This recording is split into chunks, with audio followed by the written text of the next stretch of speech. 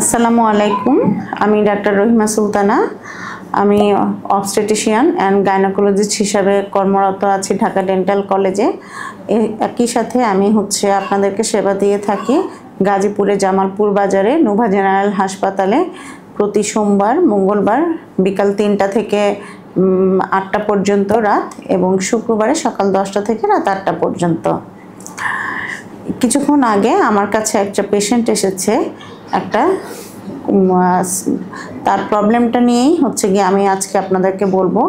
তার মাসিক বন্ধ প্রায় 5 মাস ধরে এবং সে আমাদের কাছে এসেছে অল্প অল্প তার ব্লিডিং হচ্ছে।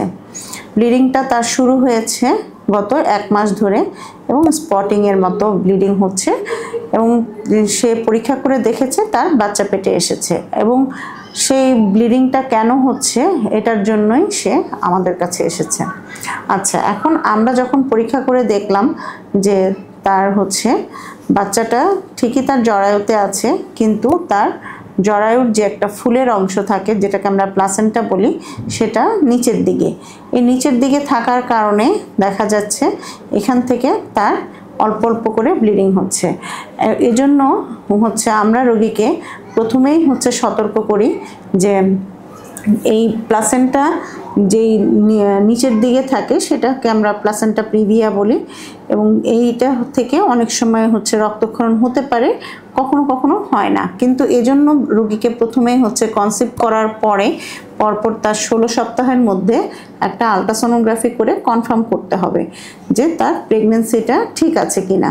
এবং এই প্রেগন্যান্সিতে ব্লিডিং অনেক কারণেই হয়ে থাকে। অনেক সময় অ্যাবর্শনের কারণেও হতে পারে, অনেক সময় মোলার প্রেগন্যান্সি বলে একটা প্রেগন্যান্সি আছে সেই কারণেও ব্লিডিং হতে পারে এবং এই থ্রেটেন্ড অ্যাবর্শন হতে পারে তার, এবং তার অনেক সময় কমপ্লিট অ্যাবর্শনও হয়ে যেতে পারে। তো এই আজকের যে রোগীটা যার নাকি ফুলের অংশটা নিচে আছে সেই কারণে তার রক্তক্ষরণটা হচ্ছে। এক্ষেত্রে আমরা বেশ কিছু পরীক্ষা নিরীক্ষা করে তাকে আমরা একটু কমপ্লিট বেড রেস্টে দিয়েছি এবং সে একজন স্কুল টিচার এবং তাকে রেগুলার অনেকটা পথ তার রিকশায় চড়ে তার স্কুলে যেতে হয়, তার অনেক ঝাঁকি লাগে এবং ওখানে যাওয়ার পরও তার বেশ কাজ করতে হয়। তো এখানে তার একটু রেস্টে থাকতে হবে এবং তাকে আমরা কিন্তু একদম স্বামী সহবাসও আমরা নিষেধ করে দিয়েছি। অনেক সময় দেখা যায় যে এখান থেকেও তার টরেনশিয়াল ব্লিডিং হতে পারে এবং রোগীটাকে আমরা হরমোনাল কিছু সাপোর্ট দিয়ে দিয়েছি। তার ব্লাডের হিমোগ্লোবিন লেভেলটা যাতে একদম নর্মাল থাকে বা একটু ভালো পরিমাণ থাকে সে ব্যাপারেও তাকে সতর্ক করা হয়েছে।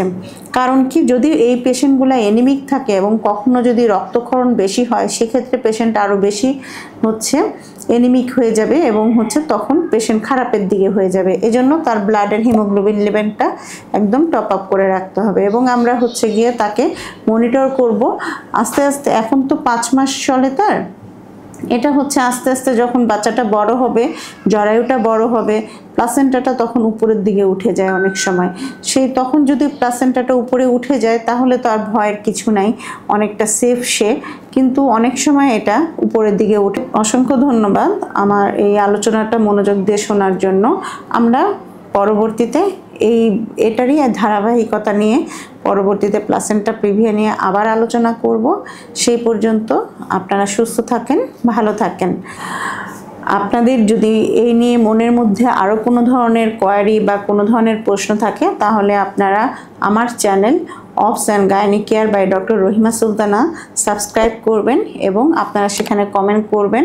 আশা করি আপনাদের কমেন্টের উত্তর ধীরে ধীরে সবাইকে জানানো হবে এবং আপনারা সুস্থ থাকেন, ভালো থাকেন এই কামনা করছি।